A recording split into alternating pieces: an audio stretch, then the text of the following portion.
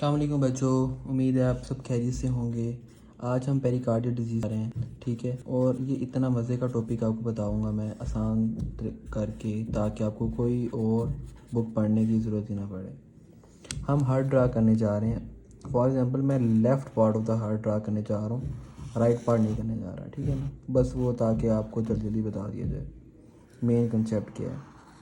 हम pericardial disease के बारे में जो पढ़ने जा रहे हैं उसमें हम पेरिकार्डियम के बारे में ही ज़्यादा पढ़ेंगे।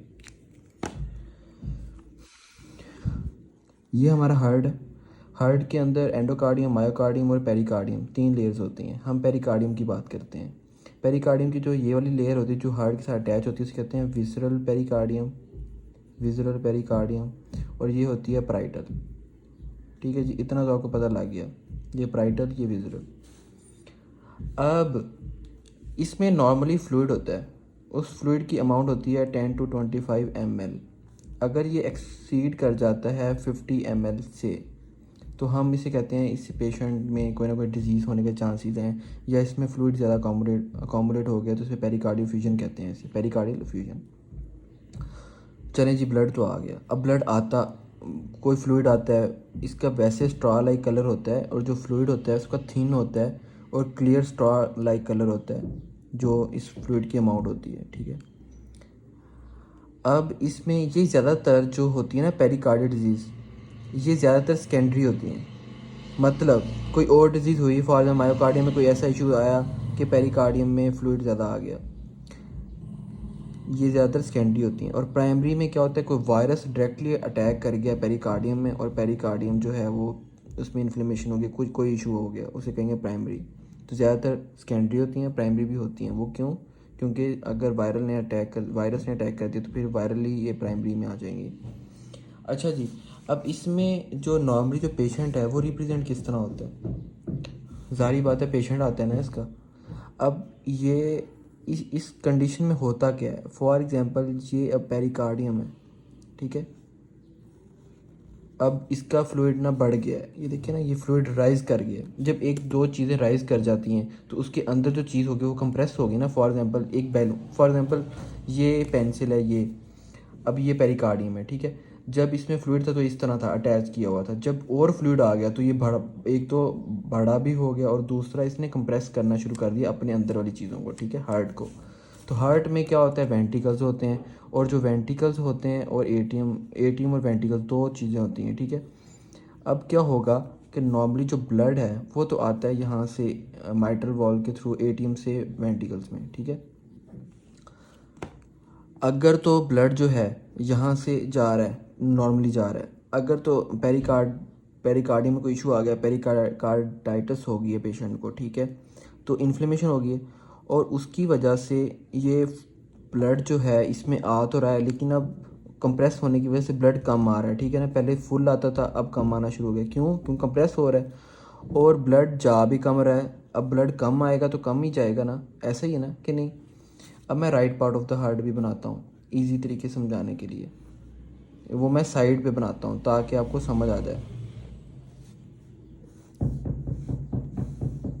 ये right part of the heart है और ये left part of the heart है। अब यहाँ से जो आर्टरीज आती हैं वो हमारी पल्मोनरी आर्टरीज होती हैं, जो कि ब्लड लेके जाती हैं डीऑक्सीजनेटेड टुवर्ड्स द लंग्स, और लंग्स से जाता है ब्लड, यहाँ पर आता है थ्रू पल्मोनरी वेन्स, ठीक है जी। ये लंग्स, अब क्या होता है, सुपीरियर इन्फीरियर वेना के पास से ब्लड गया, यहाँ पे आ गया। अब ब्लड जो है यहाँ पे कम आ रहा है कंप्रेशन की वजह से, तो यहाँ पर प्रेशर बढ़ जाएगा ना, तो जेवीपी इंक्रीज हो जाएगा इस पेशेंट में। ये एक साइन है पेशेंट में। अब इसे कहते हैं बैक्स ट्रायंगल, नाम याद रखना, बैक्स ट्रायंगल, अक्सर एमसीक्यू पेपर में आया था, ठीक है। इसमें जेवीपी बढ़ जाएगा। कैसे बढ़ेगा वो बता दिया, क्योंकि ब्लड कम आ रहा है, पीछे जो ब्लड ज़्यादा है तो प्रेशर बढ़ेगा, तो जेवीपी बढ़ जाएगा, जक्स्ट्रा वीनस प्रेशर, मतलब इंट्रावीनस सिस्टम में प्रेशर ज़्यादा है। दूसरा, पीपी कम हो जाएगा। ब्लड प्रेशर क्यों कम होगा? देखिए ना, एओर्टा से ब्लड कम जा रहा है, आ ही कम रहा है, जा भी कम रहा है, तो जब जाएगा कम तो पल्स रेट तो कम होगी, तो बीपी कम हो जाएगा, तो लो बीपी, ठीक है। इस पेशेंट में मफल्ड साउंड ही प्रोड्यूस होती है, बफल्ड नहीं, मफल्ड, ठीक है। ये तीनों जब चीज़ें प्रोड्यूस होंगे तो हम डायग्नोस कर लेंगे कि इस पेशेंट में पेरिकार्डियल डिजीज़ है कोई ना कोई। ये जो चीज़ें हो रही हैं, कोई तो इशू है उसे हार्ट का।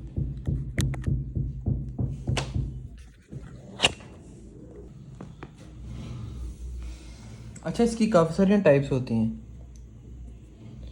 अब पेरिकार्डियम में अगर फॉर एग्जाम्पल ब्लड आ गया, ब्लड किस तरह आ सकता है? देखें, ये बनाया दोबारा फिर लेफ़्ट एट्रियम, लेफ़्ट वेंट्रिकल, और ये बनाया एओर्टा, और ये बनाया पेरिकार्डियम। ये left part of the heart है। इसमें क्या होता है कि देखें, ब्लड तो आ रहा है, यहाँ पे कहीं इंजरी होगी, इन्फ्लेमेशन होगी, ठीक है। जब वहाँ पर इन्फ्लेमेटरी सब्सटेंस आए और वहाँ पर जाके न्यूट्रोफिल्स वगैरह आए तो ये जो जगह है ये सॉफ्ट होगी। जब सिस्टली हुई ब्लड की, तो सिस्टली के टाइम काफ़ी ज़्यादा प्रेशर वेंट्रिकल पे पड़ रहा होता है, तो वेंट्रिकल पे प्रेशर पड़ा तो उसकी वजह से, रप्चरिंग की वजह से भी ब्लड यहाँ पर आ सकता है पेरिकार्डियम में, ठीक है। दूसरा, ये एओर्टा है। अब एओर्टा की जो वाल्स हैं वो कहीं रप्चर हो गई, रप्चरिंग की वजह से एओर्टिक वाल में ब्लड गया और वहाँ से किसी तरह पेरिकार्डियम में चला गया। ये क्लोज होता है, मैंने बस थोड़ा दूर करके बताया, ये अटैच होता है इसके साथ, ठीक है जी। विसरल और पेराइटल ये दोनों अटैच होते हैं, पेराइटल साइड पे होता है, विसरल अटैच होता है। दो हो गया ट्रॉमा, किसी ने शूट कर दिया, चाकू लग गया, कुछ भी इस तरह की चीज़ लग गई, कोई नोकदार जिसने हार्ट पे या कोई वेसल्स फट गई, करोनरी आर्टरी, कोई ना कोई ब्लड वेसल फट गई जिसकी वजह से कोई ब्लड जो है वो पेरिकार्डियम में चला गया, तो यहाँ पर जमा होता गया तो वो उस वजह से। इसकी काफ़ी सारी टाइप्स हैं, लेकिन अब जो इसकी जो दो हैं, हीमोपेरिकार्डियम पेरिकार्डियम और haemorrhagic pericardium pericardium spelling mistake हो सकती है, उसके लिए सॉरी। हीमो में प्योर ब्लड आएगा, ठीक है जी, प्योर ब्लड होगा इसमें।